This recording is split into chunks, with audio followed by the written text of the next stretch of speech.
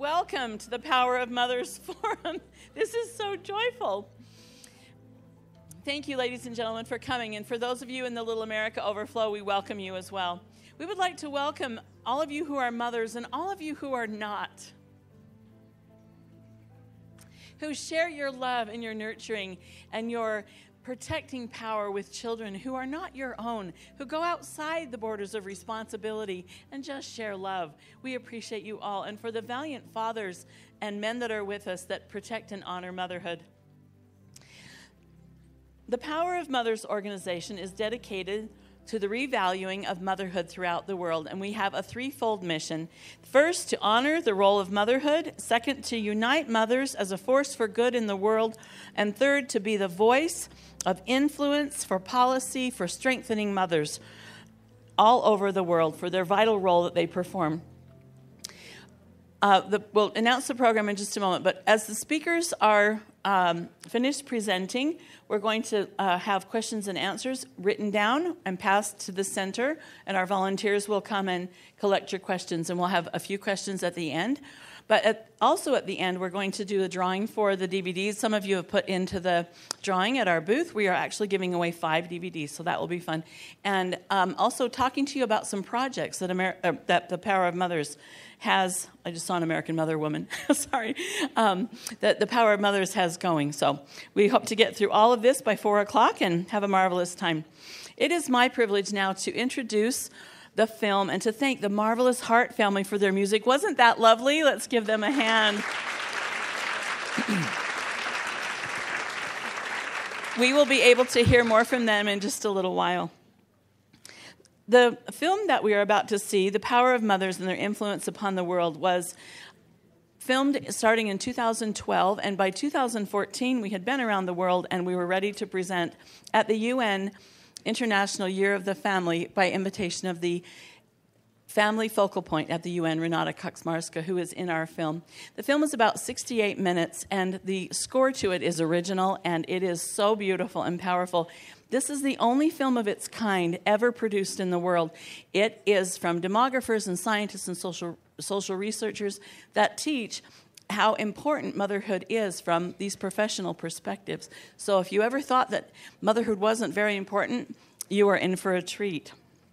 Okay, and we're going to get this started. We filmed in 6 countries, but large events were going on in those countries, and so we were able to capture the scholars on site, and it is in 5 languages besides English, and it's available at our booth.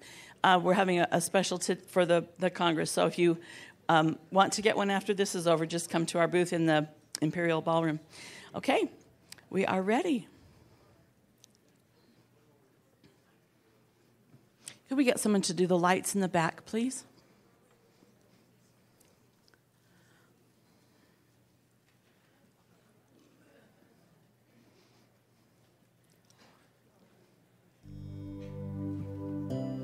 The foundation of great people is a great mother. Societies aren't built on laws and policies and philosophies. A society can't be created with bricks and mortar and monuments. A society has to be created with people. And the core element that sustains the people is the mother.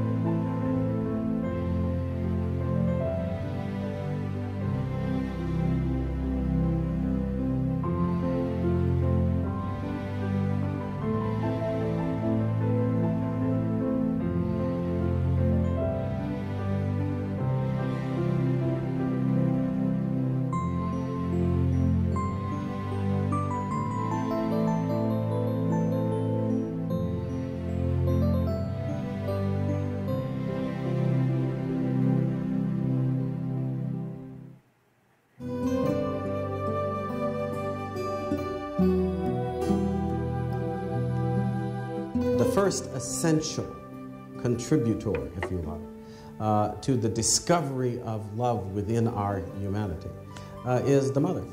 That is the experience which the child first has of the meaning of love as another individual understanding and caring for you as if you were themselves. Right? There are many tender moments when you're a mother. They start right from the beginning when you get that first chance to hold that baby, and it's real. It's a real person, and you can touch it and feel it and smell it. That was overwhelming to me. Love doesn't divide, it multiplies. I mean, we occasionally have people come to us and say, how can you love all these children? That's just ridiculous, because you love them. And there's so much room in the heart that it just goes on and on. But then those moments keep going. I think of the first day of school for each of our children. I was tremendously reluctant to have my children go because I knew that my influence would now be diluted. The teacher would become somebody important in our children's lives. That was tough, especially when our youngest daughter went to kindergarten. I cried all day after she went to school that day because I loved having her home. Well, I have been in love, deeply in love, from the moment that I heard I was pregnant with my children. When they were born, I was so happy and hugged them and kissed them. I feel they get really a lot of love, my children, and they learn how to love, or to show love, to feel also their love. In the land of love, the mother is the pioneer who opens up those new paths. And she then has to sort of, invite the husband to come over and understand what that's about. So that you begin to share in that sense of intimate relationship with the child. It was one of those things I always found so wonderful, at first a little, uncomfortable because it was unfamiliar, because a mother really knows the child in detail, right? and is focusing on things that I think we miss until our wife points them out. I experience a very tender moment every day when they come running to the door screaming, "Mommy!" and they jump to me and we kiss and we hug. So that's like the best time of the day. My mother was not strict at all. She was very, very loving. And she got us to do the things she wanted through love. And then more exceptional tender moments could be, when they're sick and they need more attention or they need more caring. I would even hear my brother say that I would never do anything to let mommy down because they knew she loved, The one who's 3, she broke her arm and she was crying, and I remember holding her. I didn't know what was wrong. I just knew that when she was trying to move this hand, she couldn't move it properly, and she would just put it on my shoulder. And she was very little. She wasn't even a year old. And I thought, this baby's in pain because she's struggling with this hand. So next day I took her to the hospital, and I remember the whole process, and I get goosebumps because she was so tiny and nobody knew what had happened with that arm. And then she went out of the hospital with the plaster. She was less than a year old, and it was such a massive thing. And I remember the whole thing as, my little bird, I need to take care of her a lot. The normal good mother does. It invites the child into the world and shows it constantly it's a good place to be and an enjoyable place to be. That's how the feeding, the nurturing, the cleaning. She's the one who has the closest bond to them as a baby when she's breastfeeding them and when she's cuddling them as infants, rocking them to sleep at night and so forth. Her touch really gives the child that inner sense of confidence that a child needs. And then all the interaction, drawing the happiness out of the child by smiles, by playing, by cuddling, by doing all those things. That gives a child confidence in the place he's coming to. And that stays with him for the rest of his life. Aside from the privilege of being a wife, I think that The privilege of being a mother is the most satisfying, challenging, and fulfilling thing that a woman would ever do. I consider it a privilege that is a blessing from God. Being a mother gives me the greatest satisfaction, I think, of any of the tests that I have faced as an adult.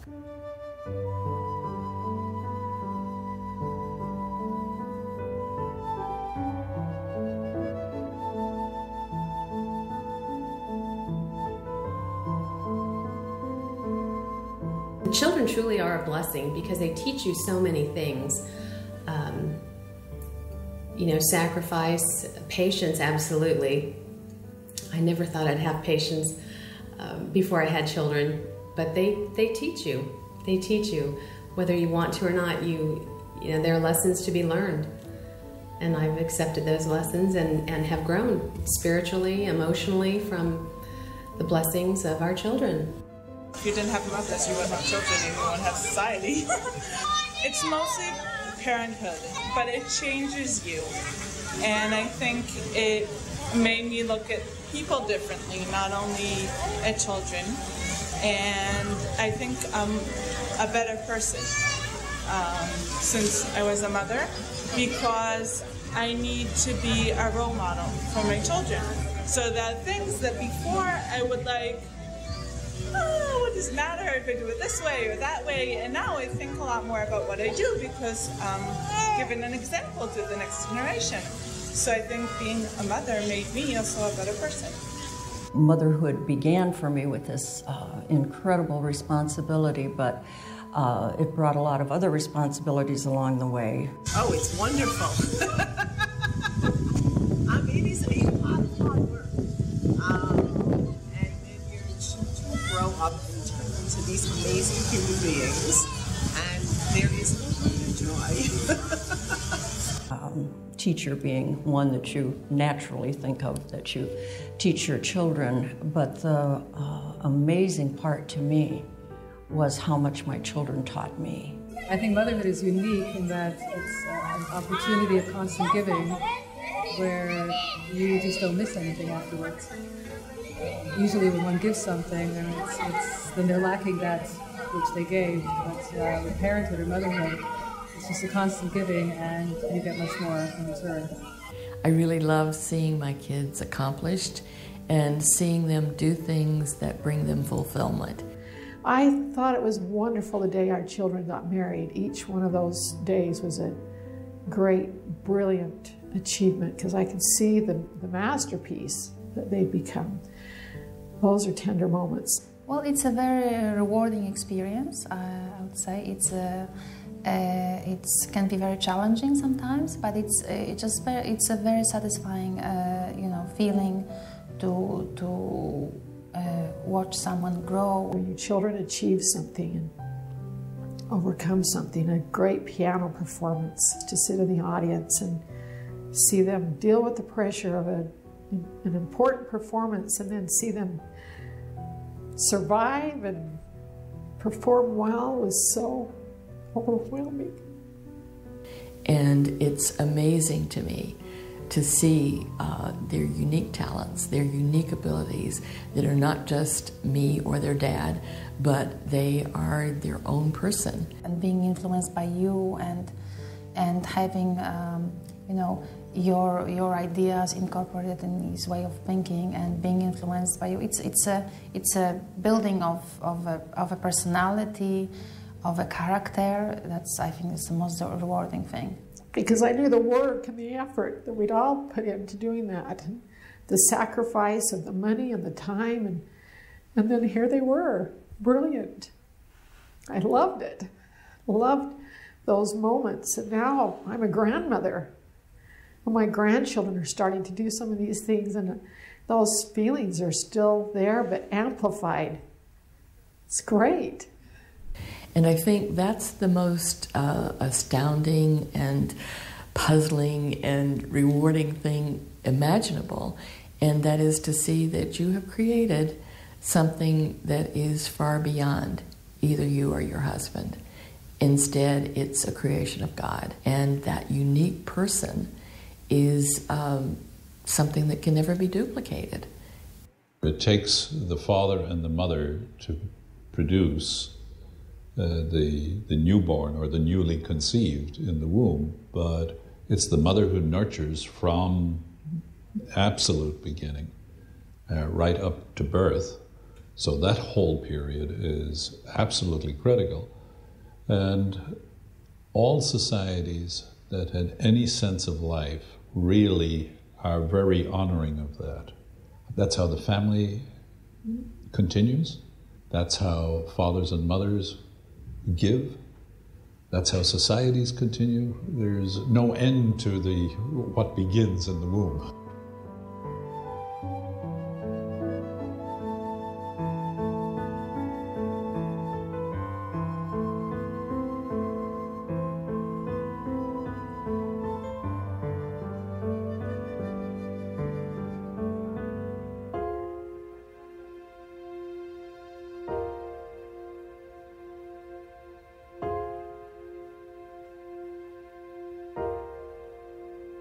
I believe that mothers carry with them a powerful influence for good if they choose to use it. They can influence in a remarkable way, and influence is a much stronger pull on people in society than any kind of designated authority or power. The influence permeates many portions of our lives. Once the baby is born, the mother's impact on the young baby, boy or girl, is massive. The mother anchors the child in reality in a friendly way. See, the child has been inside the womb and protected and nurtured and all the rest. Then, through a pretty traumatic exit, coming out into an absolutely strange new world. That world has got to be made inviting, warm, and loving, and that's the work of the mother. And if that's done, then the fear or the anxiety that children, any of us would have going into a totally strange environment, is dissipated. And that's where the affection and the love of the mother for the baby through that whole early period is making the world a safe and nice place to be. The child is naturally watching the mother and is naturally imitating the mother, but the mother is also always conscious of the child, and so there is the quietness between them for the child to be able to take in what the mother does and make sense of it by imitating. A lot of it is done through imitation. At the same time, the mother is bringing the child on, so the mother will be able to respond to the particular interests of that particular child. So the mother must be there, and she must be there to guide and show and love. The child is changing all the time. I think the most important thing is to prepare my children to the real life. To be there when they need me, educate them to respect other people, and to learn that not everything comes easy at life, and that sometimes you have to give it all and to work hard. Because we want them to learn how to love themselves, love their country, love the people around them, love their families. How to have integrity, basically. How to be successful through the virtues. Perseverance and justice and loyalty, and how to apply those to your life in such a way that it brings you to success. Because all of this has to do with perseverance and loyalty and truthfulness and justice. But mothers, by and large, pay much more attention during the early years to the child's social development. Women are much more attuned than men are to these things, and that lasts all through life. Women are actually, and this I think is highly related to motherhood, women are the community builders, but the women are the ones who build the community of relationships. So motherhood, the mothering continues analogously in as it were, giving birth to the local community. This world is a mess. This world needs good people. That's how it comes out of society. When people know, that's what I said, I think they're good spouses, that they know how to interact with somebody else, they know there's give and take, they know how to give. When my children grew up in a small settlement, they've all chosen to live in small settlements, and they're all active in their communities. So, if you're active in your community and you're doing positive things and planning cultural events, or if you're in charge of making sure that the children get a good education, that helps society. My husband grew up at Smoot Dairy, where he was, from the time he was very young, he was asked to arise early and help milk the cows. And they showed their cattle, but they also sold milk. So as our sons came along, every one of them, by the time they were about 8 years old, started to going over and feeding the baby calves and helping at the dairy, assisting where they could at the dairy. And of course they had horses to ride, and so they had a very happy life. For me, one of their most important contributions is the education of children, and that love which they have for children. It is very important, and that culture is preserved all through. Also, our women have the culture of industry, working hard, not slavishly, but the responsibility, the idea of saying, look, we are in this world and we must make this world better. This is a very important thing. Now our daughters, on the other hand, they opened the Milk-A-Rama in Clearfield, and then they sold right at the dairy. So our daughters were also able to take part in being able to sell ice cream and milk to people as they came along and picked it up. A mother's role ultimately reflects on the security, economic security and stability of the society, given that the family is the most important cell of society, and whatever happens within the family affects the society at large.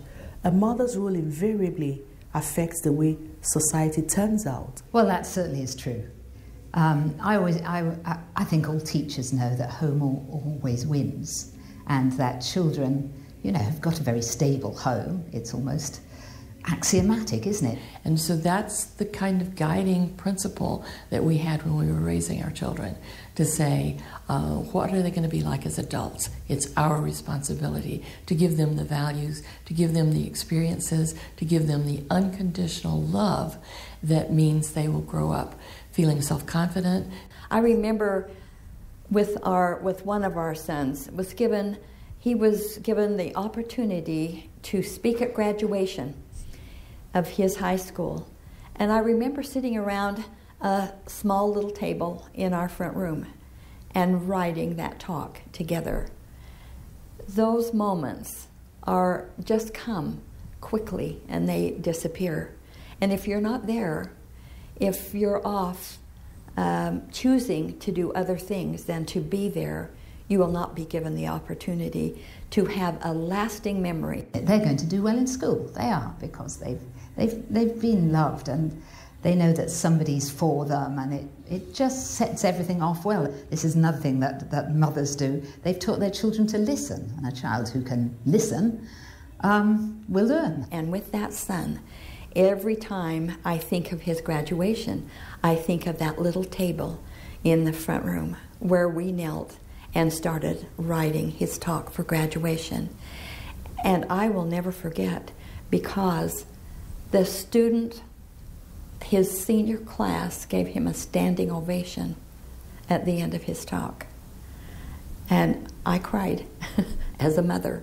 It was a payday. Well, I think raising my children and teaching them to share and to respect others goes beyond the home. It goes out into the schools, it goes out into the universities, it goes into the job force. Well, the mother has the responsibility of really teaching the child the ethical values that the societies are guided by. I think that what the mothers are expected to do in the society is to see that the society is together, and it starts from home.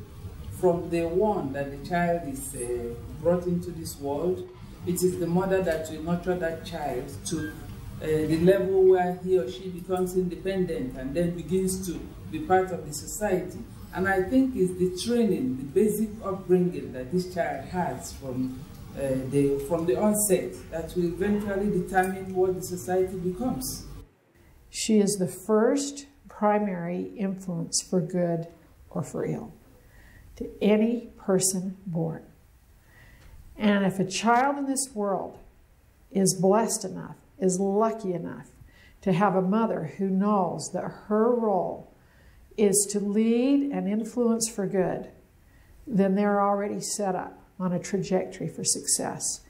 And automatically that person will automatically be another building block in the foundation of a great society. Without that, you're building on air. You're building on a philosophy which is anchored in nothing. So women and their mothering role is essential to the strength of a society.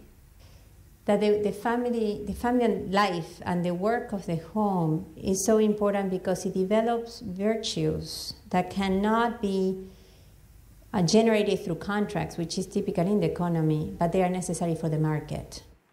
And so when a mother is there, she's actually making her children productive in the economic sense by training them in values. One thing that we have learned through empirical evidence from an economic point of view is that humans, social and moral capital are key for the economy to function. That they bring to the nation the human capital that allows a nation to be strong.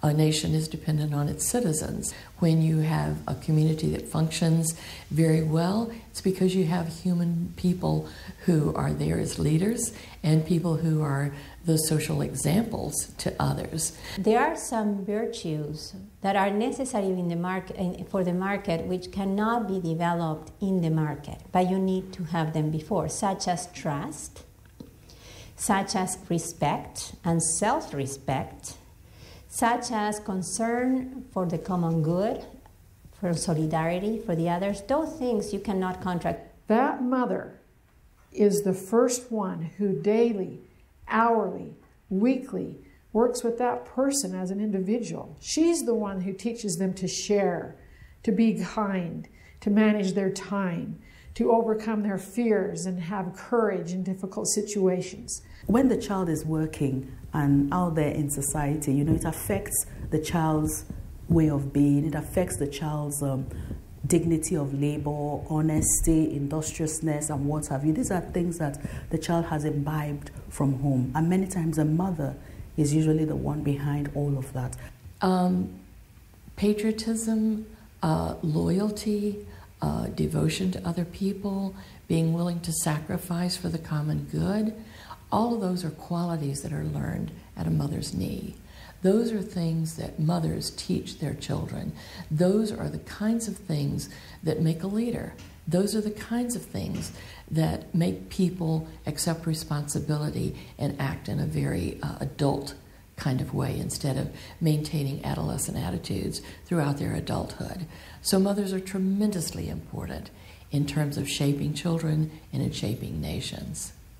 In every other place in the economy or in society as a whole, the person is not taken in its totality. It's only in the home where that person is served and provided the means they need in its totality.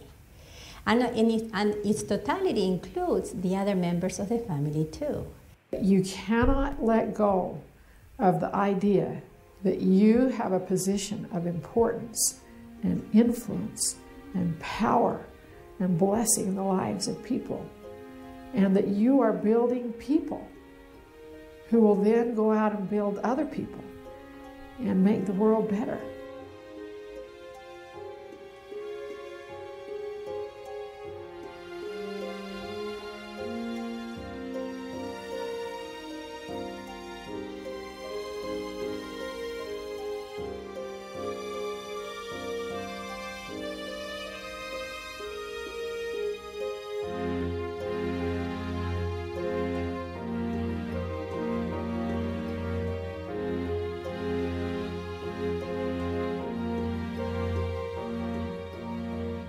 семья с 5, 6, 7 детьми представляет из себя мини-хозяйство такое домашнее, где семья является одновременно и детским садом, и школой, и родители являются одновременно и воспитателями, и учителями своих детей. Поэтому, когда мы ставим вопрос о профессиональном материнстве и профессиональном отцовстве, мы говорим о том, что родители выполняют роль воспитателей и учителей. И эта работа должна достойно оплачиваться.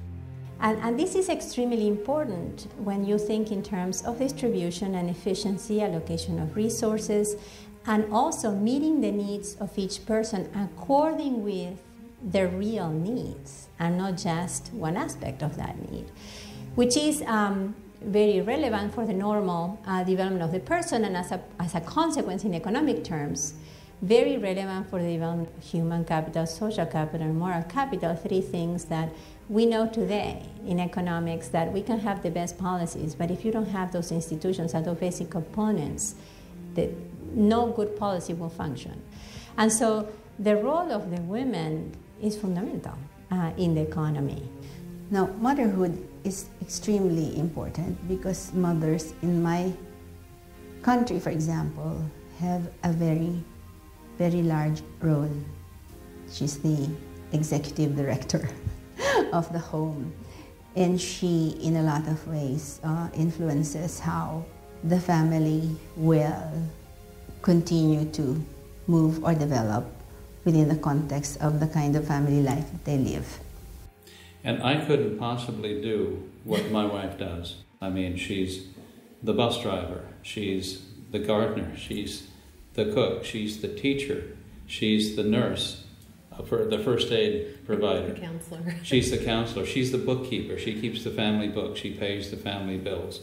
I have a simple job description compared to hers, which goes on page after page after page.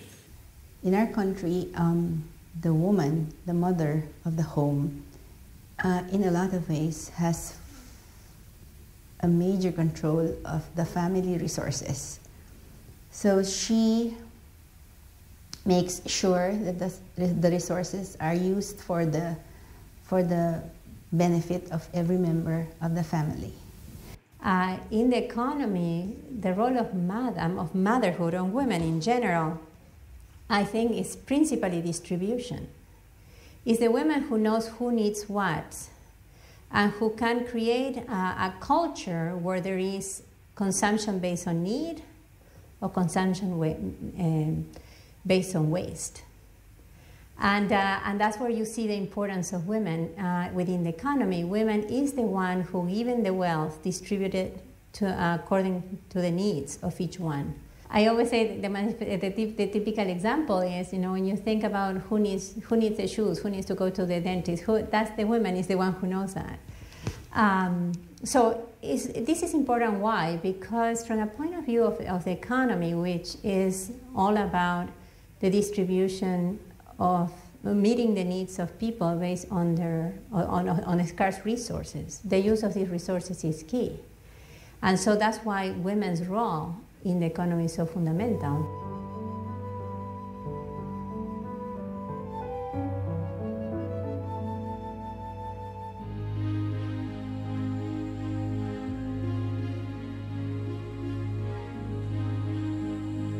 I believe mothers in our day need to be aware of and watch for and guard against the negative messages that come to them regarding motherhood. Many people, through policy or programs or media or a multitude of messages, denigrate the power and influence and importance of motherhood. These are messages such as those that promote discontentment or anger or apathy or feelings of entitlement, or this idea that you have to somehow scratch yourself to the top of some imaginary mountain or achievement that will be more superior or more influential than motherhood. Мы считаем, что главной причиной кризиса семьи, как социального института, является неравное положение семьи среди других институтов. We have a real task ahead of us in restoring confidence in motherhood and in instilling in young women today the necessity for viewing their role as mothers as one of the most important things they'll ever do in their lives. Young women today have been brought up to feel very differently. We have to guard against any message that would tear down and minimize the importance of a mother, and work toward and lift and elevate and build any program, idea, or blessing that would strengthen, fortify, and empower mothers in their primary role in the home to influence people. О том, что именно неравенство института семьи по сравнению с другими институтами, именно подчиненное положение семьи как служанки, обслуживающей другие институты, и приводит к этому кризису семьи. Rather than seeing how they can bring her out of the home and build her into some kind of a part of their machine or their engine, they need to understand that if they want a responsible, honest citizen, if they want a worker in their company who will help build their company, who will be honest, who will be fair, who will treat other employees correctly, who will lead and envision great things, you start with strengthening the mother. В семье их воспитывали отец и мать, на них тратились колоссальные деньги, их одевали, обували, кормили. Но когда они становятся взрослыми, происходит вот эта таинственная передача. I like to talk about the work of the home that is so important and fundamental for the economy as real work. And not only real work, but a work that makes economic agents of human persons. Семья передает эти 1,5 миллиона новых работников народному хозяйству и ничего не получает взамен. So it's interesting that today the research is turning back, right, to that basic unit of society and the basic, most fundamental, you can call it perhaps even a prototype of work and of service that the women mostly develops within the household. And that is, because it's a prototype, is key for the rest of the economic activity. Поэтому в условиях дефицита рождаемости, в условиях дефицита людских ресурсов, который сложился сейчас в развитом мире, во многих странах мира, именно поэтому вот эта вот необходимость, этот дефицит и заставляет ставить вопрос о профессиональном родительстве, отцовстве и материнстве. Родительство, отцовство и материнство, оно должно осуществляться за определенную плату. Every one of us who was born today came out of the womb of a mother. How can you deny the importance of that seedbed? We have to do all we can to protect a mother, her right to be a mother, her right to bear children, to bear them safely, to rear them in the nurture of her own arms and her own home and her own influence and her own best abilities.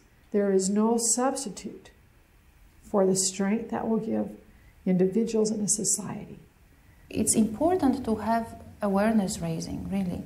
So, for example, the media have a tremendous responsibility to showcase the importance of mothers, to show how it influences children, how it makes them into better individuals. Good relationship with the mother, good care. So, I would say that a lot can be done within society with the media campaign, communication campaigns, talking about what happens when you have good childhood thanks to your mother. I think a practical application is to have a pro-motherhood campaign. We celebrate mothers one day a year, and leading up to Mother's Day, there are all kinds of lovely cards and words, and you hear it on the radio waves and on television you see all that your mother did for you. Remember her, you know. Why can't we have that more often? Or billboards, you know, celebrating a pregnant woman or children, or in the schools when we're talking about careers. Let's embrace motherhood. And the next step is, of course, for society to really lobby their governments to do more for families and mothers in families. So, for example, if the mother would like to stay with the child longer, you know, at home, or thinks that her role is at home, that should be supported. Governments, businesses, communities, and all those who make policy would do well to put mothers at the foundation of their policy making. If you want an honest citizen, you start with an honest mother, and you help her invest in her career, in her sphere of influence, and that will come back as bread cast upon the waters on everything you envision as being great and good.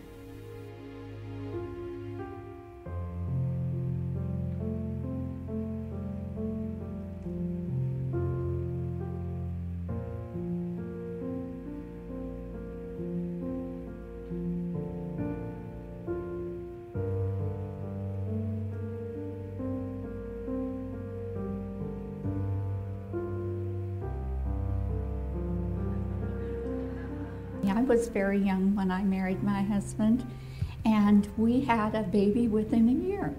And that's a big ticket item because I was terrified at first. I thought, when I was in the hospital, they gave us all these little things to take home to help provide for the baby.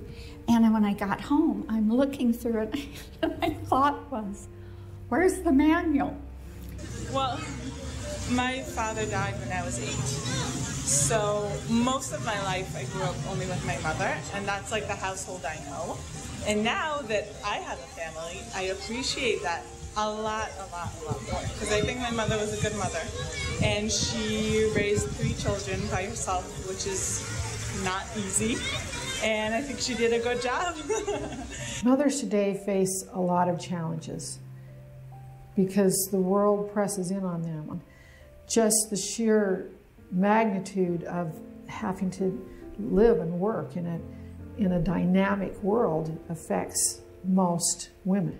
So the challenge remains for women how to lead and influence for good and deal with the other pressures of life. I was just a young mother at that point. I was probably about 25, I think, at the time. In this century, motherhood has become a little bit more complicated than what it was for our mothers.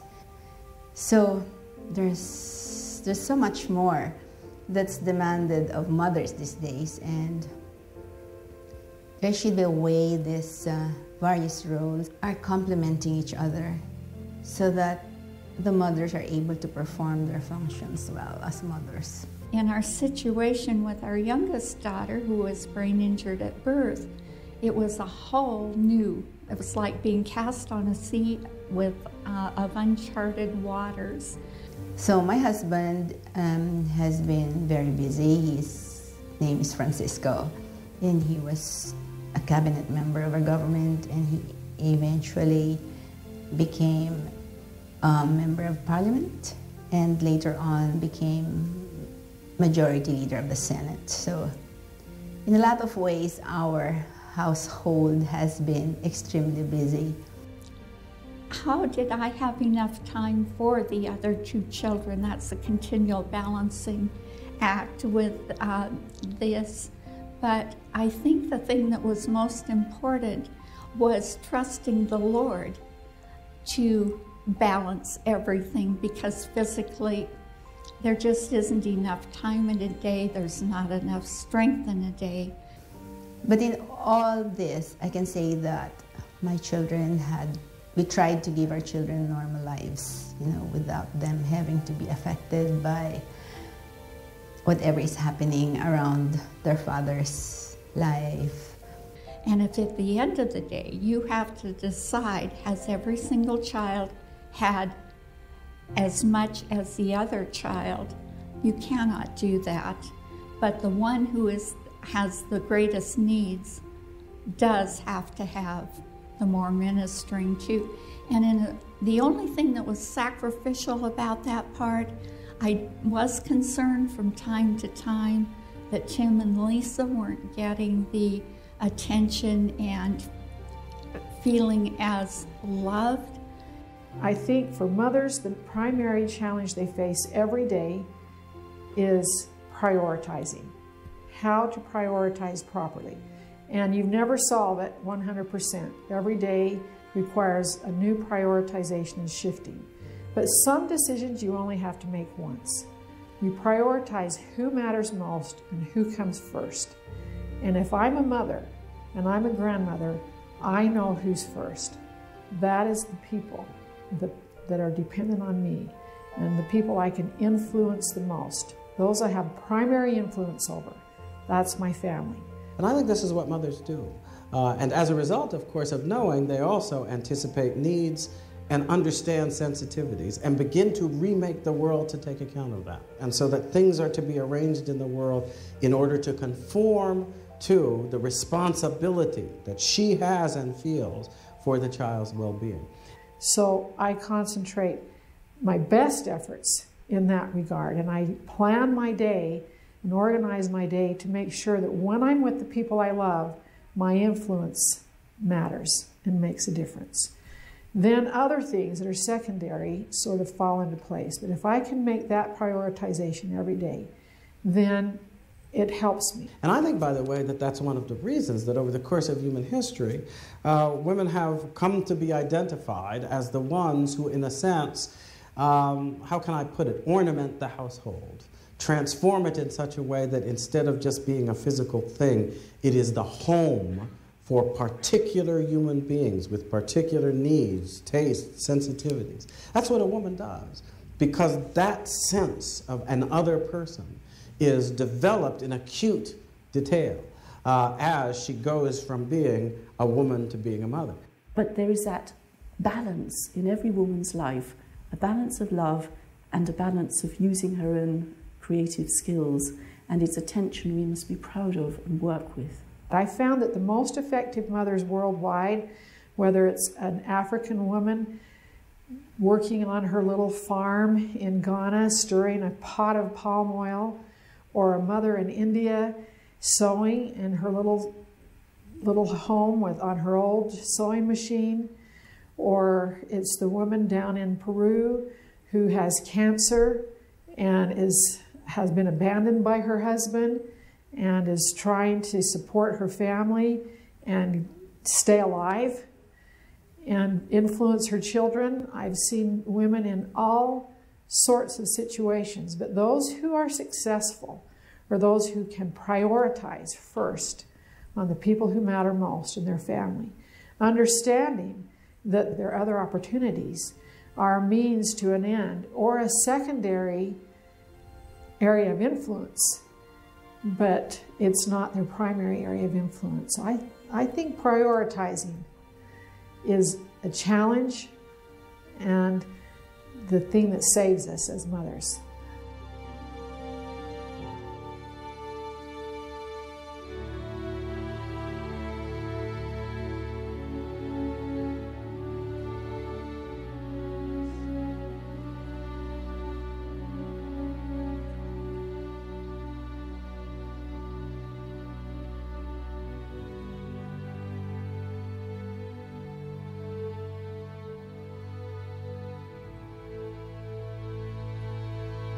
The mother is the first to discover in the course of pregnancy and then in the course of first care.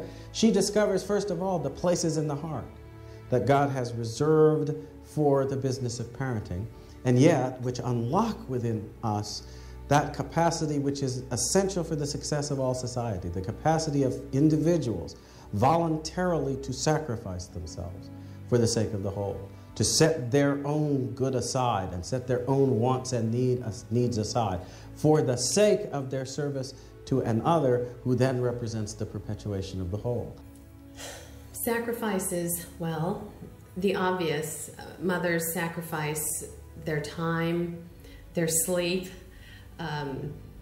because it's the mom. I would get up to nurse the babies lovingly. You know, my little baby's calling me, talking to me, and the only language he or she could speak at the time, come feed me, I'm hungry, I'm cold, I want to be held. And it's the mother who gets up, and at least it was in our marriage, that got up and took care of the babies. And Dad helped hold babies after they'd been fed. Sacrifice, gosh, there are so many sacrifices that a mother makes for her children. Time, energy, just unconditional love. So this was, my mother was, she was very passionate, and she had herself 7 children in spite of the Great Depression and the war, and going through times of really not knowing where the money was coming from for the next market, but very valiant, and she just felt that the love she had for her husband and for children, even the children she hadn't had yet, gave her the strength to just keep going. When you have to be the mother of a large family, you have to keep going. Even when you feel you can't emotionally, physically, you still have to keep going. I remember I've heard other people talk who grew up during the war in Britain saying how mothers would always pretend not to be hungry when there was rationing, so that their children would have enough. Well, you almost sacrificed your life on a couple of occasions in very difficult pregnancies that required months of bed rest, and the surgery resulted in serious life-threatening hemorrhages, and I thought we were going to lose you. I thought we were going to lose me. But that's motherhood, isn't it? That's what you do. You want them to have what they need, and if that means going without, and that might be food or it might be sleep or whatever, then you will do it because they are important. So I went in to see the pediatrician right away. In my heart, I thought maybe this baby wouldn't survive. So he did a few little tests, and then he turned to me and he said, "Mrs. Sauber, I'm very sorry to tell you this. Your daughter is mentally retarded." And the thing that flashed through my mind at that very moment, the very first thought I had was, what's so bad about being mentally retarded? Because I was thinking my baby might not even survive. It sounds a really old-fashioned thing to say, but I do think that the nature of motherhood is unselfishness, selflessness. In a way, that's also part of the joy of it. And he looked at me, and then he said this: there's a whole wastebasket of these children in the world. I reached down and I picked up Carrie and I held her close to me, because suddenly I realized this child was vulnerable in a way like my other children weren't, and she needed protection from the least likely sources. Well, I guess mothers sacrifice a lot when they have a child, but when you're in the moment of raising that child, I don't know that you really think of anything that you do as a sacrifice, because one of the things that comes to me anyway from motherhood was such a level of love that I couldn't comprehend could even exist. I left there that day, and I left there for good that day. And I thought, this man was a noted pediatrician. He had incredible skills. God had given him every one of those abilities. And yet, he looked upon my baby as fit for a wastebasket of refuge.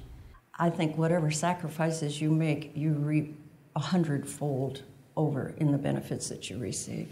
There's much that I can't do because of my age. I'm 70 years old at this point, and I have Carrie, and I'm taking care of her by myself, and I'm getting to the point where I am going to need help with bathing her and things like that.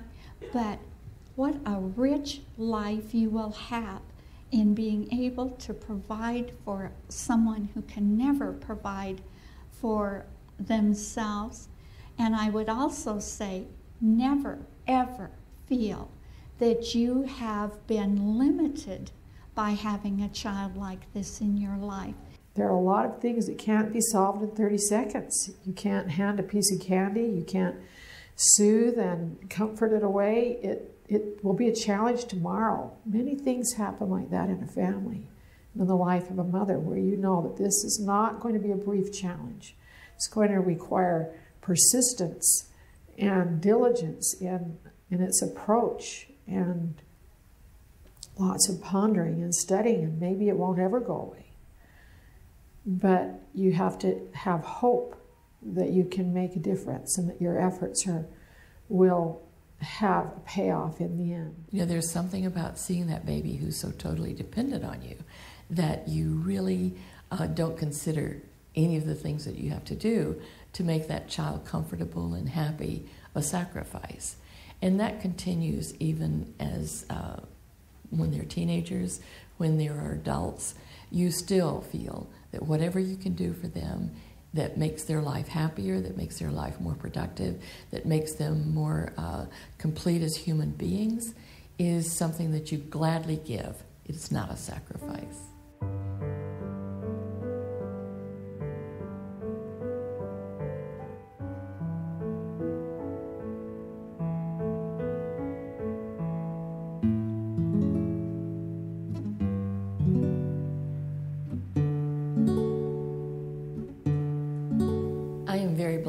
In having a mother who, I'm the oldest of 7 children, and my mother spent her youth as a mother. And when I was a teenager, I didn't like that at all. You know, I wanted my mother to do things that I considered to be important. And I looked at her life and I thought, oh, my mother's life is such drudgery, because, you know, she was spending all of her time taking care of us and cooking meals and so forth. I've had a remarkable mother. My mother was born during the years prior to the Great Depression. She spent a number of years of her youth living in high mountains in log cabins and tents while her father cut down trees to sell to the railroad for railroad ties and props for the mines. And so she acquired a certain toughness. And foolish me, I thought she ought to be out doing things. Well, now I look back and I am so grateful that my mother was there. My mother provided, she sewed my clothes, she provided meals. She was a wonderful mother. And then during the time of World War II, she wanted to become involved, so she became a nurse. She was a cadet nurse and was trained to be a registered nurse. And that set her on a path to a great career. Then she married a little later in life and assumed the role of motherhood in a wonderful way. Her family eventually grew to include 10 children. And she threw all her professional understanding and energies into her mothering. I think my mother was extraordinary. I don't remember now on hindsight that a lot of mothers were like that. And she, if there were difficulties in the family, I think she made the decision that her family would be first before self. So she took on a lot of sacrifices to make sure that our family was always in good order. So those were the lessons I learned from my mother, and I carry that with me all the time. When my mother was a young girl, one of her teachers taught her a phrase, "Welcome the task that makes you go beyond yourself, and you will grow." That was a driving force in her life, so she took on many, many challenges in her family. She was a very determined woman, and I could see that family life for her was not just simply a notion, it was a decision. And she made sure that motherhood was properly understood by her daughters, particularly. So all her daughters, we all understood what being a mother was like because of her example. And I remember being in that place, and it's a place of what I guess they call real depression, and it's not quite despair, but it's discouragement, deep discouragement. Your heart is going out of you. And you really reach a point where I think you could very well take years of work and just throw them away because you have lost heart. And I was in the habit of calling my mother, and I sometimes just talking to her. It's a nice thing about having a mother. Is that, and you don't talk to your mother because you think she's going to tell you what to do or show you how to do it or anything like that. You talk to her because there's something that just sort of relieves your burden when you talk to your mom. Вот моей матери, вы спросили о ней, вот, она очень была жизнерадостным человеком, веселым, поскольку она происходила из крестьянской семьи. Она много рассказывала нам сказок, знала очень много стихов, она пела очень много песен. И вообще вот детство мое, благодаря моей маме, это самое это светлое окно в моей жизни. There was no person in the world, I think, that I trusted to have my interest absolutely in her heart as much as my mother. So when she spoke to me, it came from a place that was secure because you could absolutely trust. And I love thinking of the power my mother has had in many spheres just because she's understood that idea of welcoming a difficult task and going beyond herself, and through that she could have a blessing in many, many hundreds and thousands of lives.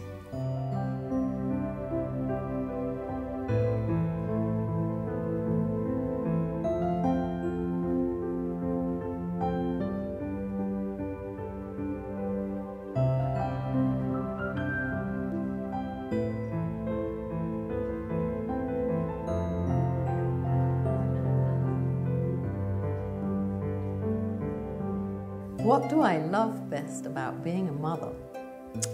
Well, it's all about love. And I think that seeing these absolutely new, unique people who are a mixture of myself and the people I love most, my husband, I see my parents there, I see my in-laws popping out, eyes or chin or nose or something like that.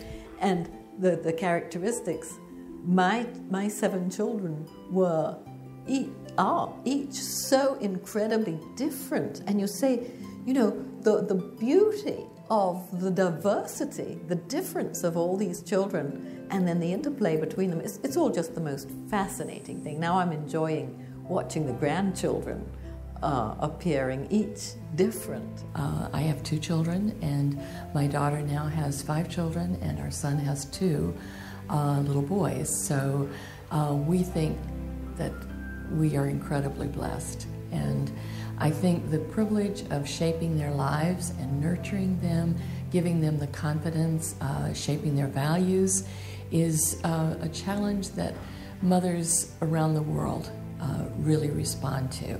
What I love most about being a mother, I think, is the challenge of it.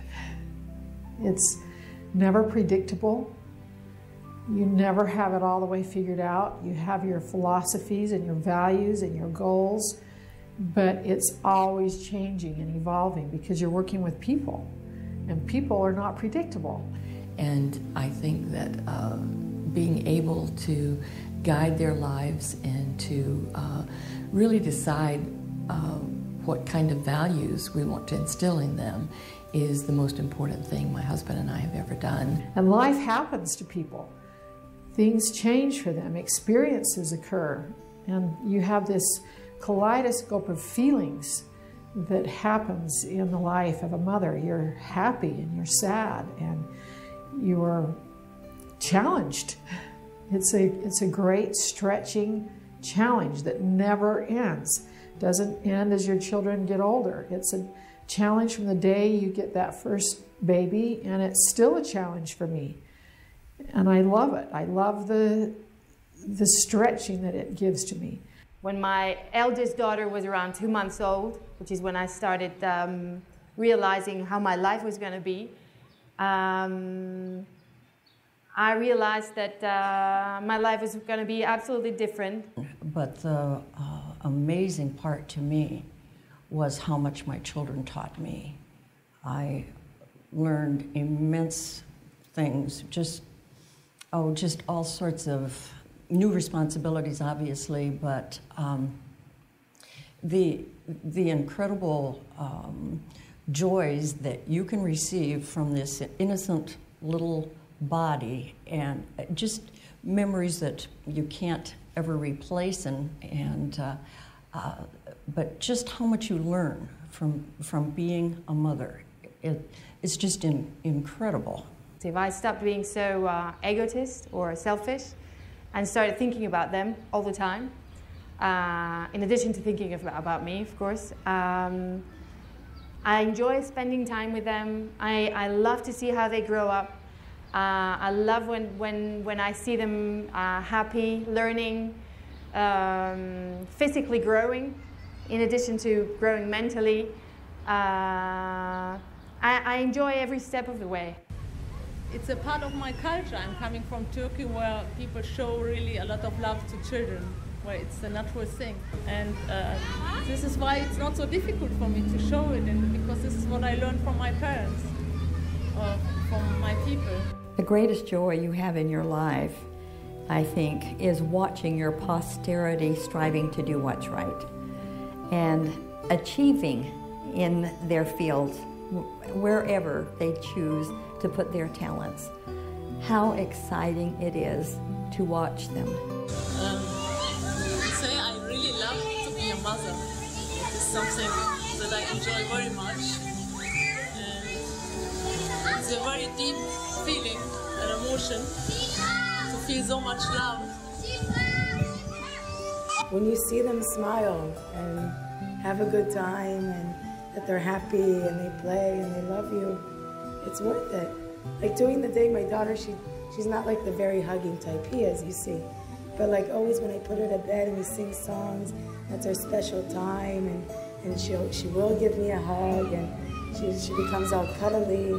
Just, you know, it makes the whole day worth it. Yeah, I love being a mom. I love my daughters to heart.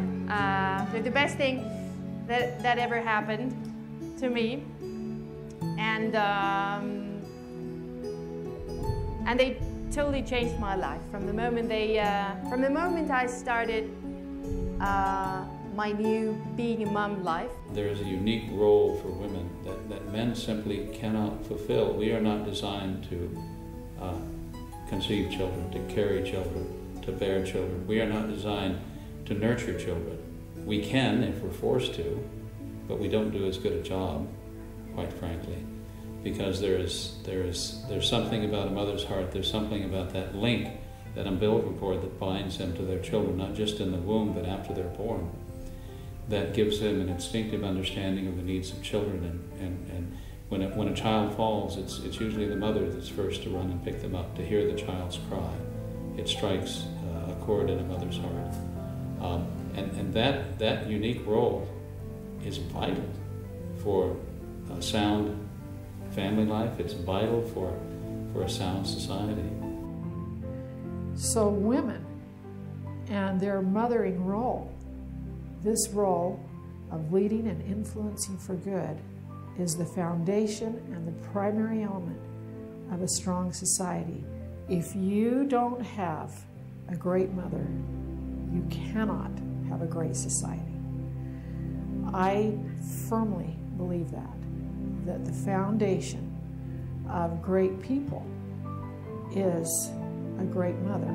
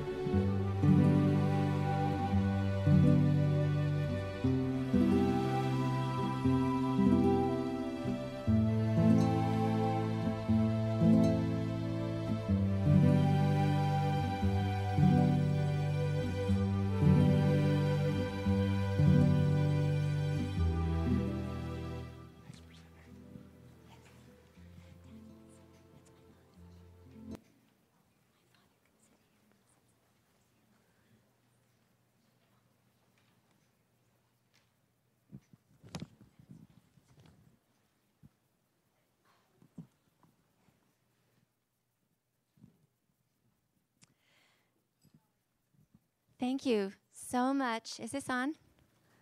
Okay. Thank you so much, Shelly, for that beautiful film. Let's give it another round of applause.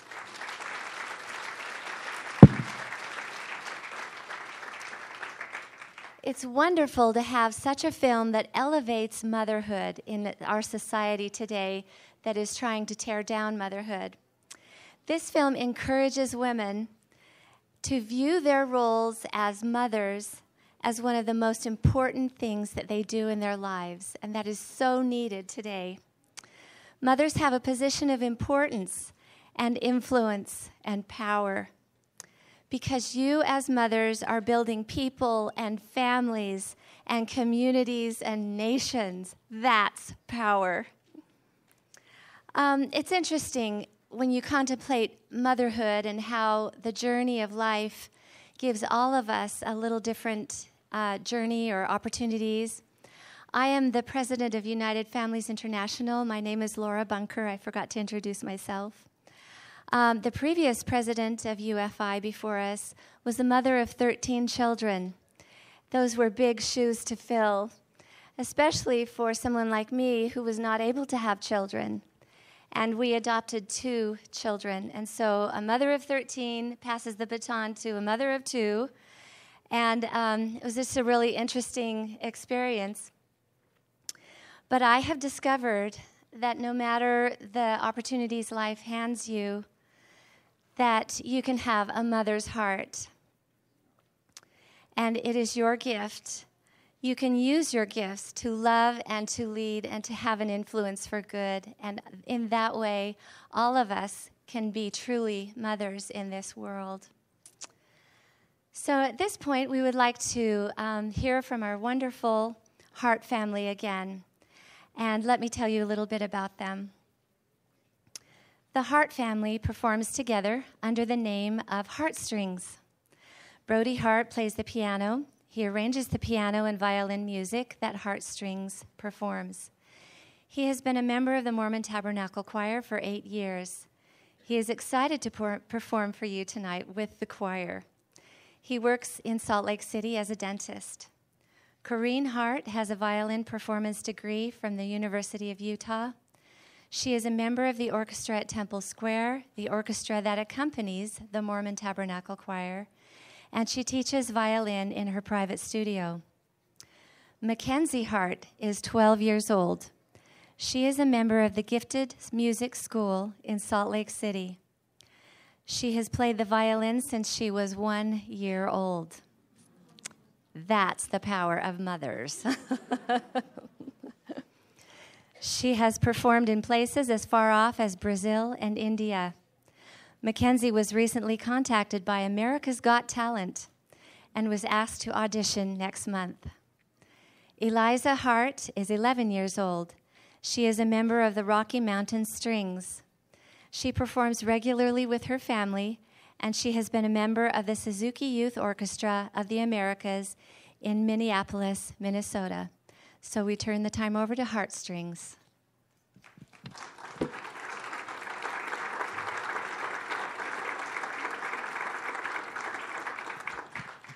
Thank you. I'm Brody Hart. I'm losing my voice a little bit, so I hope I can sing for you tonight at the concert. I was asked to announce the song that we're going to perform. This is a song written for Jenny Oakes Baker, a violinist, by Kurt Bester. And it is one of the 3 songs that Mackenzie wants to audition with America's Got Talent. I won't tell you the title, but I promise you'll recognize it. It's one of the most beloved songs in the world.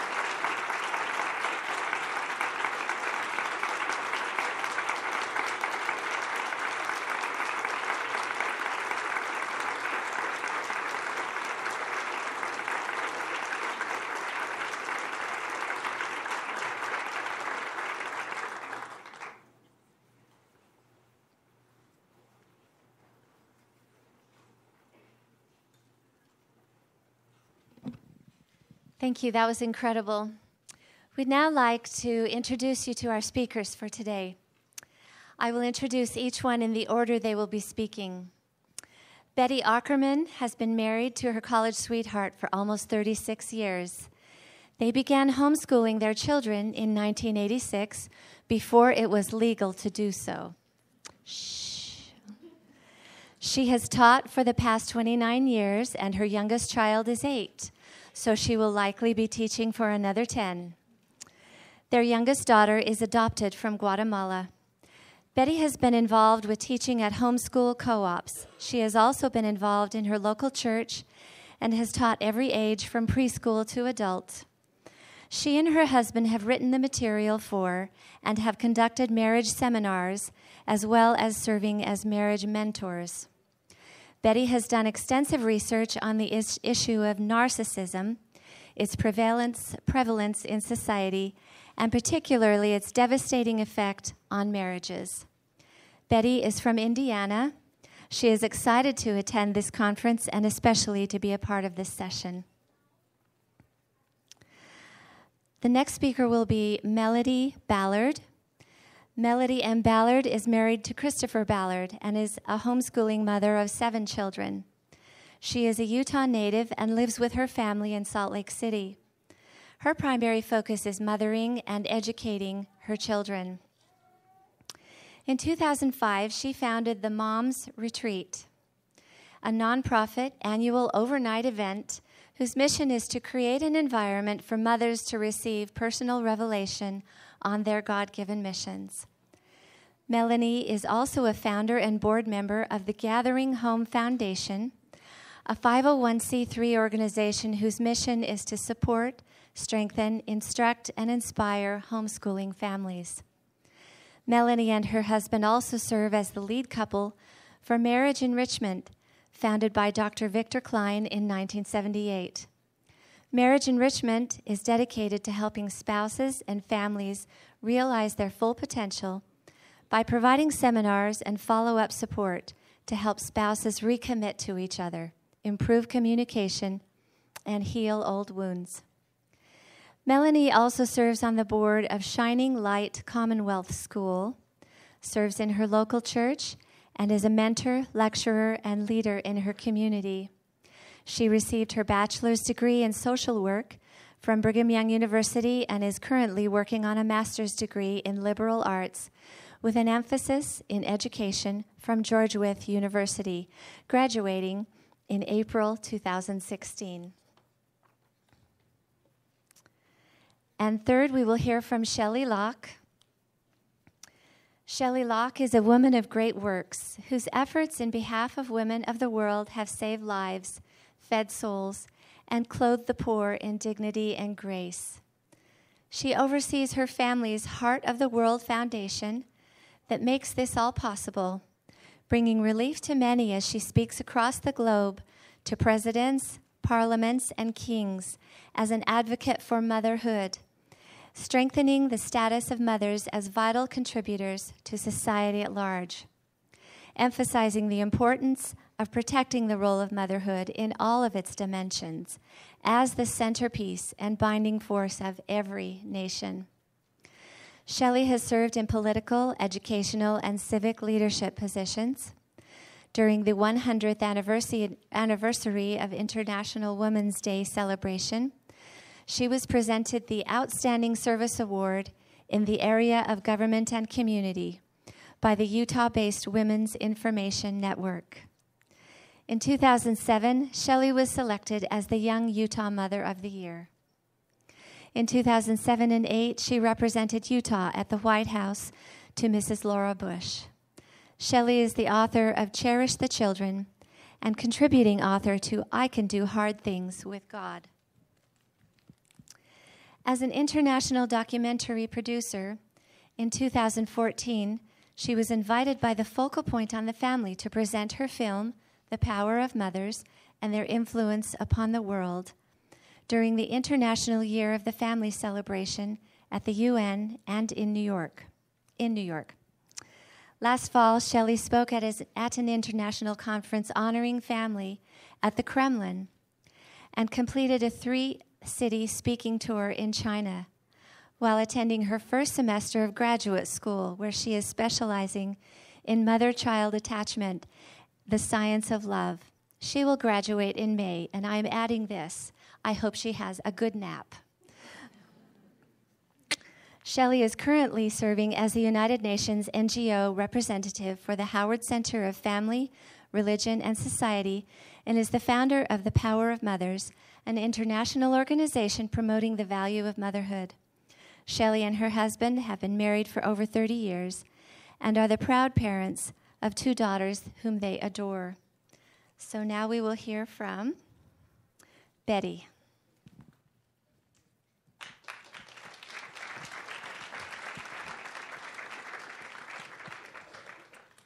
Thank you for coming and being a part of this session as we talk about the importance of motherhood.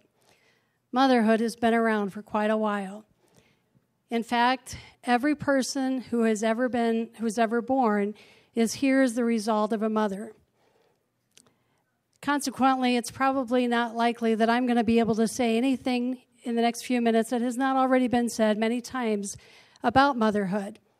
But perhaps the time has come, and I hope it has, that we are able to look at motherhood with a new perspective so that we can change our perception of it and value it more. Napoleon Bonaparte once said, "The future destiny of every child is always the work of the mother. Let France have good mothers, and she will have good sons." Abraham Lincoln said, "All that I am or ever hope to be, I owe to my mother." If I've done anything in life worth attention, I feel sure that I inherited the disposition from my mother, Booker T. Washington. And George Washington said, "All that I am, I owe to my mother. I attribute my success in life to the moral, intellectual, and physical education I received from her." There can be little doubt as to the significant role a mother has in the life of her child. She will either provide a strong foundation upon which they can launch into their future, or she will provide obstacles that they must overcome. But the significance of a mother cannot be overstated. We often pay tribute to the virtue of motherhood, but I'm not sure that we've ever truly understood the potential of a mother's influence or her significance. Am I messing this up here? I'm not sure that we've ever truly understood the potential of a mother's influence or her importance to society. Perhaps it's just too easy to take mothers for granted. But I believe there's more to it than that. I believe that there are elements that help create the institution of motherhood that also serve to diminish the perceived value of motherhood. And I believe that we can't change those elements, but we can identify them as stumbling blocks, and we can use them as stepping stones, drawing us closer to a greater understanding of and appreciation for the value of motherhood. My name is Betty Aukerman, but my preferred title is Mom, and I've been blessed to hear that quite often. I'm the mother of 10 children, 6 of whom are married, making that 16 children, as well as 10 grandchildren. When I was growing up, I didn't plan on having a large family. I didn't plan on having a small family. It wasn't that I planned one way or the other. I simply didn't give a lot of thought to my future family. I planned on having a career because I believe that what a woman did outside of her home was her greatest contribution. And apparently, I'm not alone in that.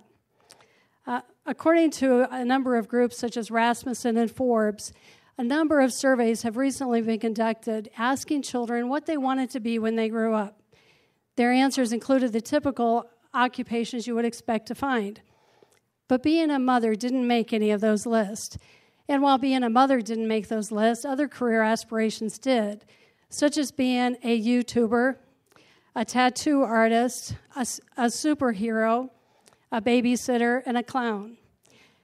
Now, while it may not be anything wrong with wanting to aspire to one of those things, it does point out a glaring omission when being a mother isn't something little girls aspire to be when they grow up.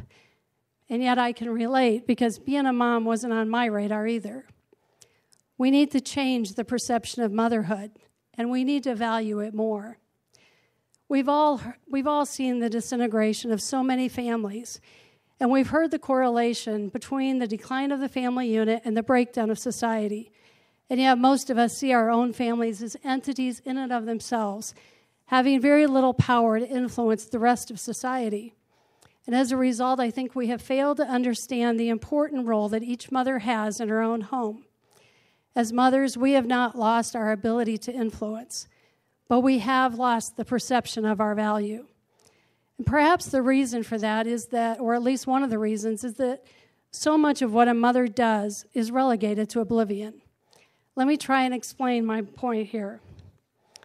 A few minutes ago, I quoted from several notable men, all of whom attributed their success in life to their mothers. But what do we know about their mothers?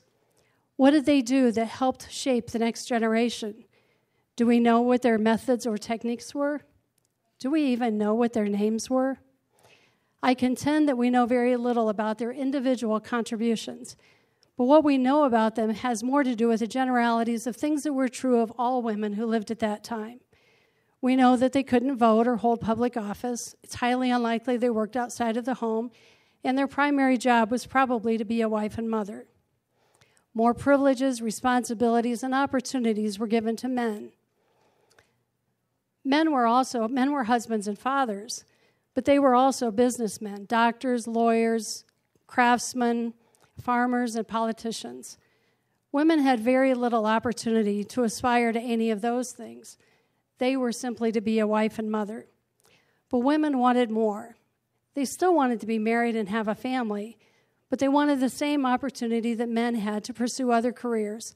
And over time, I believe we have achieved that dream. Today, women work outside of the home, and they are in part of almost every profession, and most of us can see the benefit of that. However, the perceived value of motherhood took a hit as an indirect consequence. Not only were women allowed to pursue other careers, but their perceived value was greater if they did. And I believe that trend has continued today. One of the unexpected outcomes of women working in the workforce has been that all mothers have been assigned to one group or the other. Either they have a career or they don't. In the past, this division has been referred to as the mommy wars. And this division has been fueled by the emotionally charged questions of which group is right or which group is better. If we dare find any humor in this division, it undoubtedly has to be in the titles given to those two groups. On the one hand, we have the full-time wife and mother. The implication is that any woman that has a career is not a full-time wife and mother. And yet I'm not aware of any mother who stops being a wife and mother when they go to work. On the other hand, we have the working mom. The implication is that any woman who stays at home full-time doesn't work. We really need to come up with some better job descriptions, but the point is that we have allowed the issue of a career to divide mothers. And I believe that rather than focusing on the issue of a career, we need to redirect our focus to the inherent worth and value of all mothers. Jacqueline Kennedy Onassis said, "If you bungle raising your children, I seriously doubt if you're going to do anything else that's going to matter in life." The issue of a career will probably always be a source of division, but I believe that all mothers can find unity in the conviction that their greatest contribution will be to their family. If we're to change the perception of motherhood, I believe we need to identify those elements that have served, or obstacles that have served to diminish the perceived value of motherhood. One of those obstacles has to do with the issue of a career. Our careers are our ability to do a particular job. It's our education and our experience.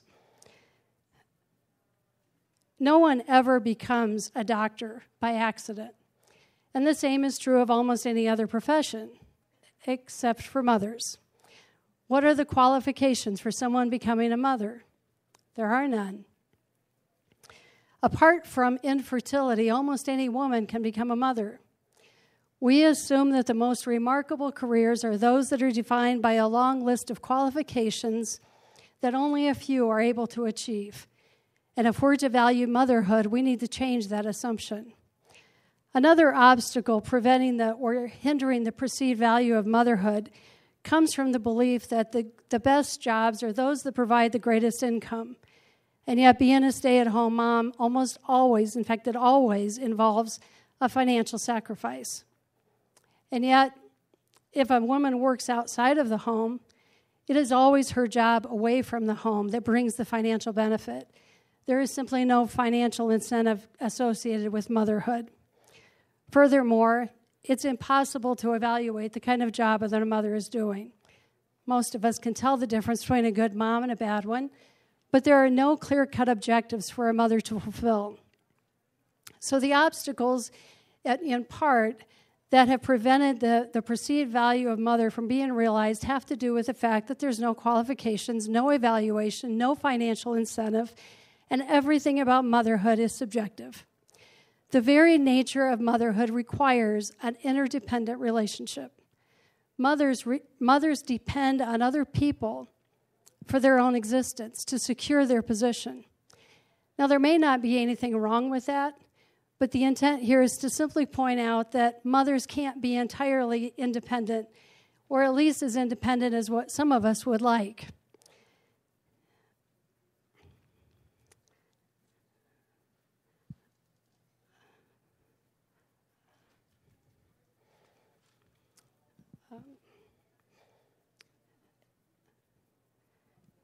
A woman cannot become a mother by herself.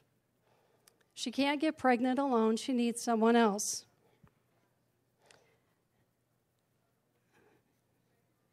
A woman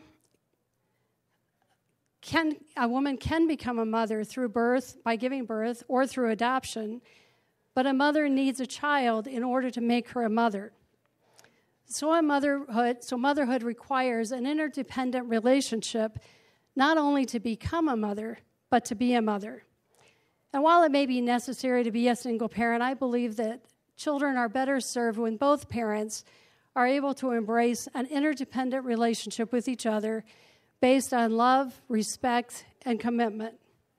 We cannot allow the virtue of independence to overshadow the value of interdependence, because interdependence is the glue that holds families together and will thus help form the foundation of a strong society.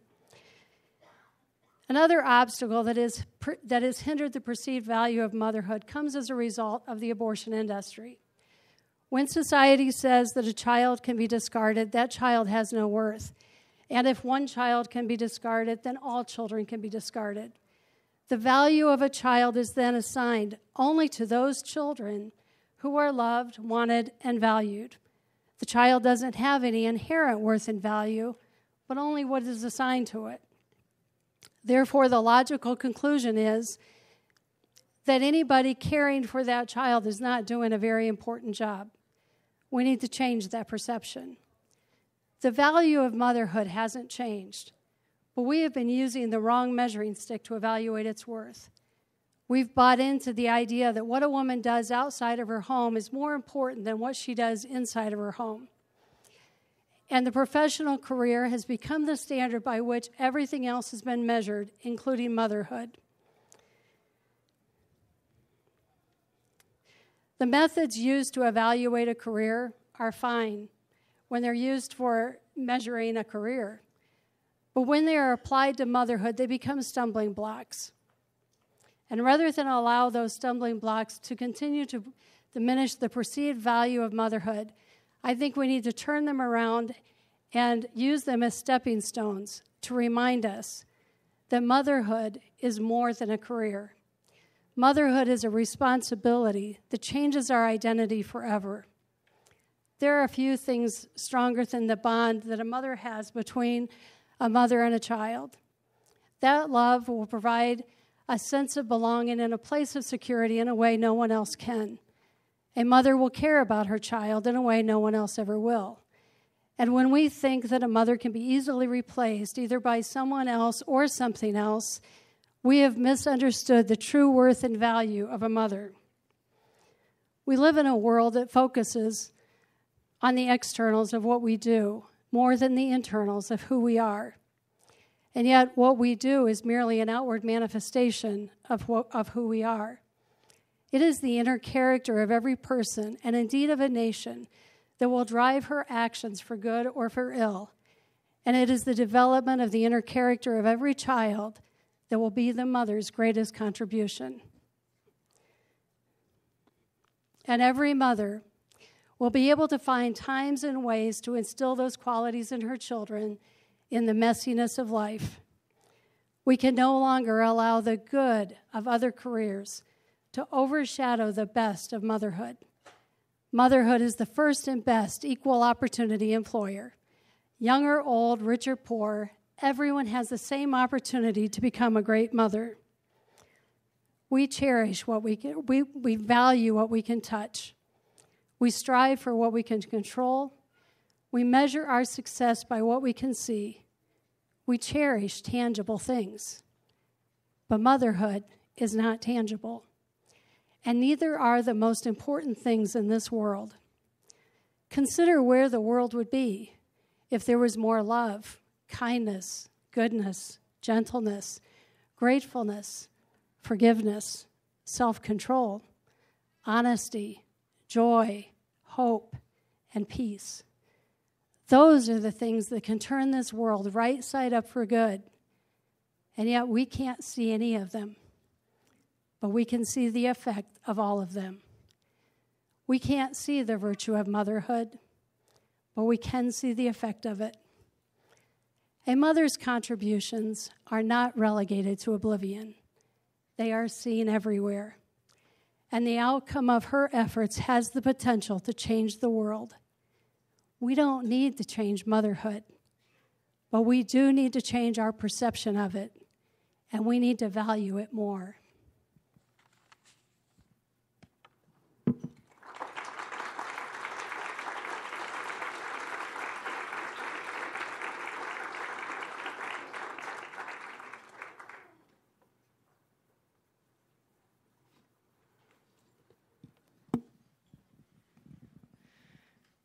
Hi, thank you for making it through. This is kind of a long 2 hours, but so powerful. It's hard for me to feel like I have a whole lot more to present after the wonderful documentary and talk by Betty. I want to introduce this as my husband. A few years ago, we started speaking together, and I vowed I'd never speak alone again. So today, he's my tech man, just to help me feel better. All right, today, I want to talk about fulfilling your life mission through motherhood. What is a life mission? It's what you were born to do. It's what you're passionate about. It's your contribution to the world. I think that in today's society, even more than any other time in history, most of the population wants to fulfill their life mission. Life missions can be called different things and explained in many different ways, but the idea is the same. It's to do what your talents and your passions call you to do. So my son and I decided to go down to downtown Salt Lake and interview a few people and see what they said their life mission was. So my son is 16. There he is. He's our tech guy in the family. We love him. You locals might recognize the place.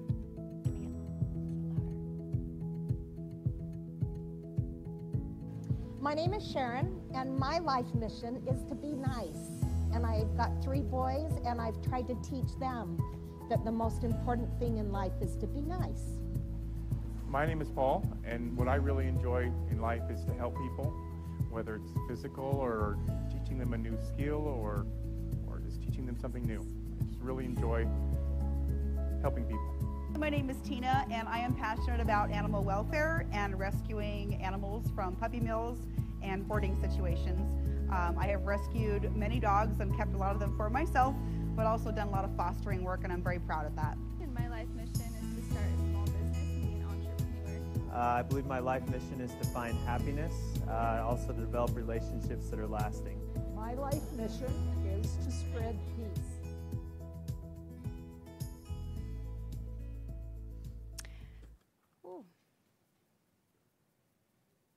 Also prevalent in most societies is the idea that motherhood impedes personal life mission or fulfillment in life, that it's a roadblock to doing what you really want to do or were meant to do. A book that I recently read had this quote that caught my eye. It was by Simone Beauvoir, I think, a French feminist, just after World War II. And she said, "It has been said that marriage diminishes man, which is often true, but almost always it annihilates a woman. The tragedy of marriage is not that it fails to assure the woman the promised happiness, but that it mutilates her. It dooms her to repetition and routine. Her life is virtually finished forever." This quote troubled me and made me ponder, what would my life be like if I had been freed from the bondage of my family and my marriage? And I decided that I am here to bear testimony that motherhood was the very catalyst, not the impediment, to fulfilling my life mission. I grew up the youngest of 7 children and a really happy family. This is one of our favorite family photos because it just shows a lot of personality. We have this framed on my parents' home.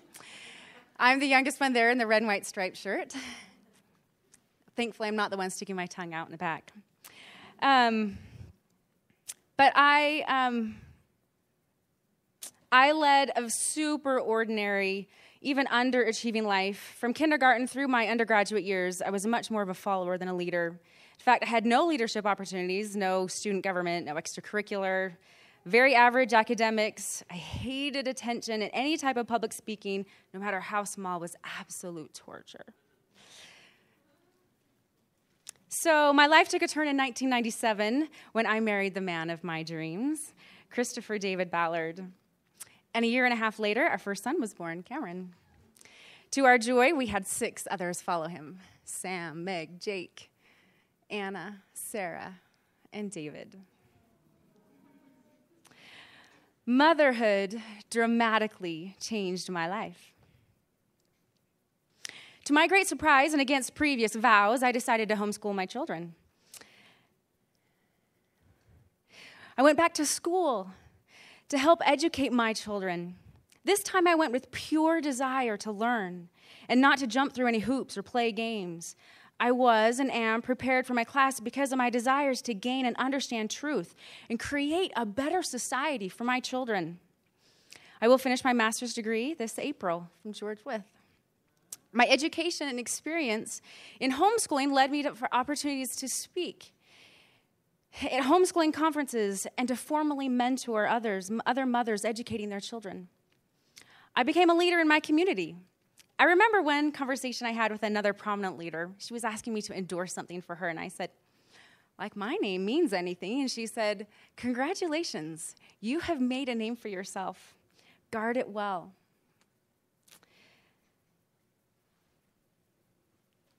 Ten years ago, I started the Moms Retreat, an overnight event, as in my introduction, that is for moms to provide an environment for them to receive personal revelation on their God-given mission. And it works marvelously well. So many asked for a similar event for men that my husband, Chris, started a Dad's Retreat in 2004 with 2 very successful events and retreats. In 2013, Chris and I were invited to join as one of the leader couples at Marriage Enrichment Weekends. This was an honor, as this nonprofit organization has strengthened thousands of marriages for the last 45 years. This last year, we formed a 501c3 called the Gathering Home Foundation. And its mission is to strengthen, educate, support, and inspire homeschooling families. But the greatest success of the last 20 years has been my family. I have a soulmate in my husband and 7 amazing children that are the joy of my life. About 8 years ago, I found a title to my life mission: to proudly wear the crown of motherhood. I even went out and bought myself a crown. It was $3, but I proudly display this in my room. It has been a great guiding star in my life, and I cherish every day that I get to be a mother and to spread the value and importance of mothers. Motherhood has been the foundation of every accomplishment I have achieved in the last 17 years. Though I am telling my story, and it is simply mine, I think that there is a principle that can be applied to many. God honors those who honor motherhood. He cares about every soul born to this earth, and he shows that love and care by giving them a mother. My story is not an isolated example. I have a couple of others of amazing women who have found that motherhood was a catalyst to furthering their life mission. First is Janine Brady. I hope that some of you will recognize her. She is the genius behind Bright Music. I hope that some of her products have been in your home or when you were growing up.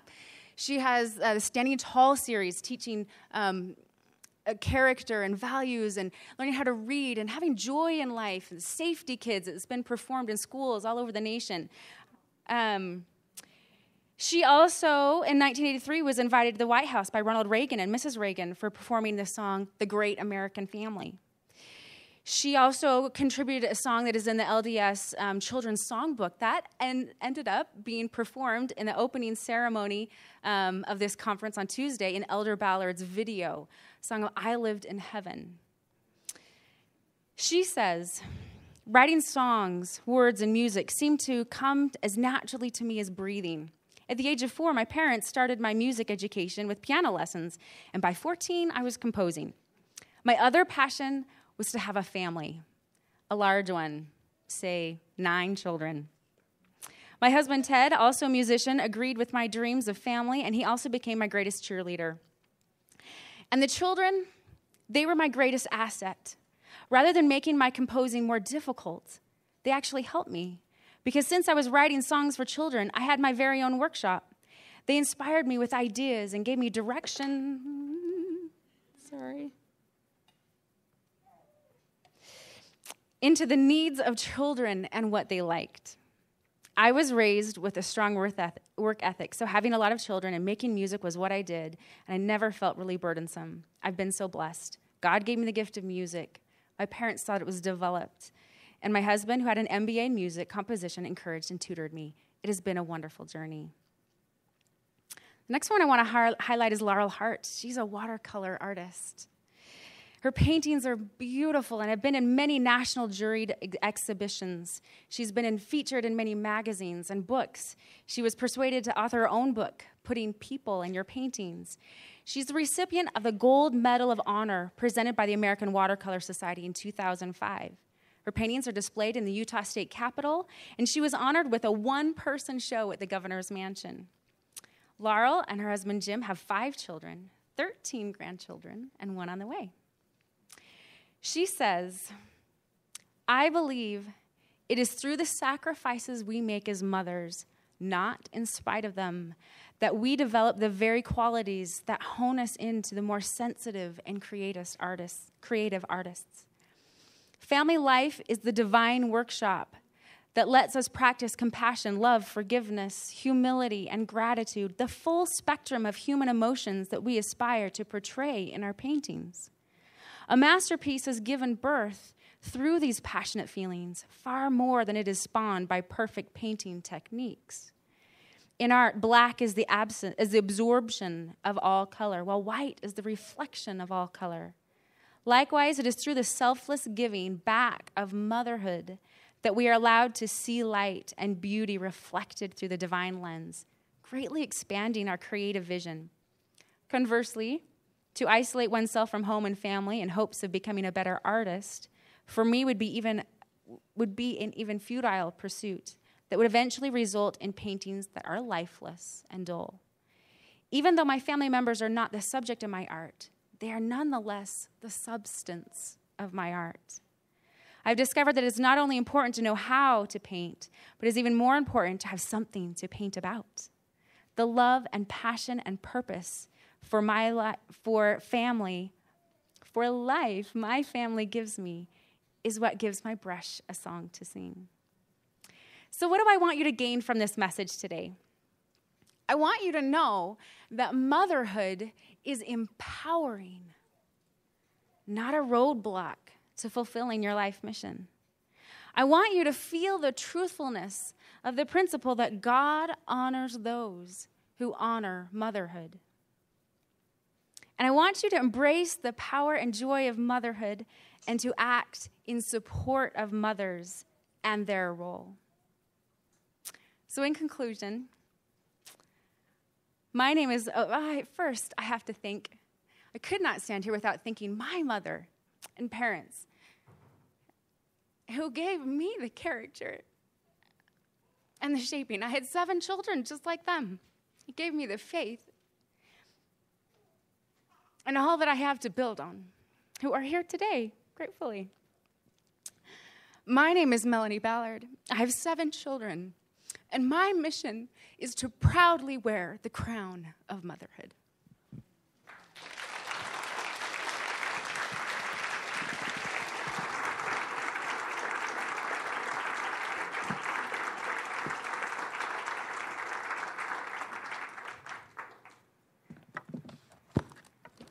Thank you, Melanie and Betty, for those marvelous addresses.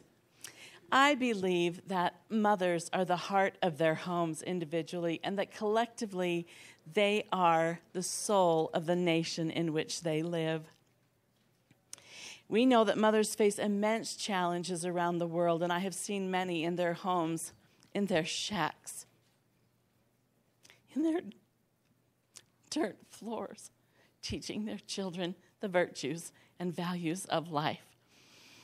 And with this in mind, that we are at a historic international convening of world leaders, I would like to issue a very unique invitation to the mothers of the world. Mothers of the earth, arise and take on your glory, brilliance, and light, that all mankind shall see your nobility and worth to all the world. Mothers are the bringers and the keepers and the shapers of the lives, and evermore in love, the glory of mankind belongs to you.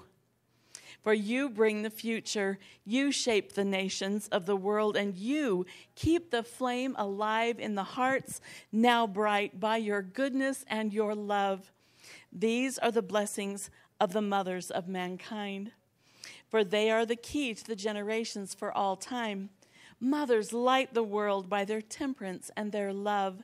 They bring the moral character alive, and by their gifts and crafting of a life, the entire world is a better place by far. Mothers embody the meaning of life, the love, the goodness of mankind, and pass it on to the generations by their care, and thus the whole wide world goes on in perpetuity and love. But for the mothers of the earth, the generations of mankind would all be lost.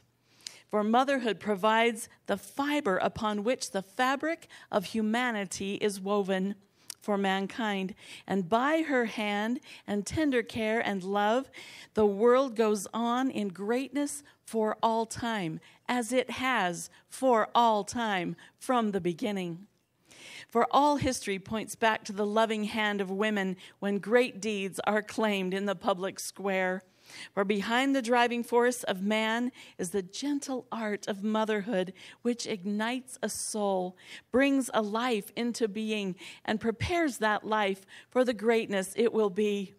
Without mothers, the whole world goes awry, and the coldness of mankind snuffs out the ember of life, and cataclysmic are the end results thereof.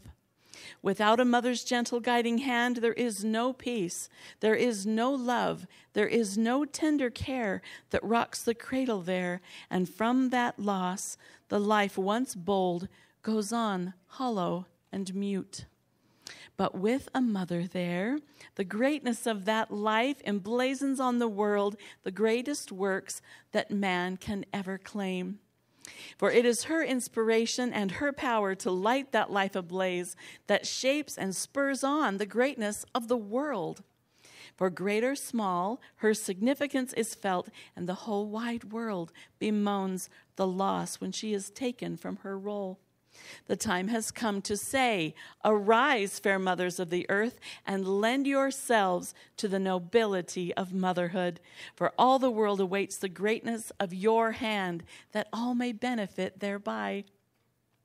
For when a mother shapes a life by tender, loving care, it is forever changed from what it would have been to what it now shall be.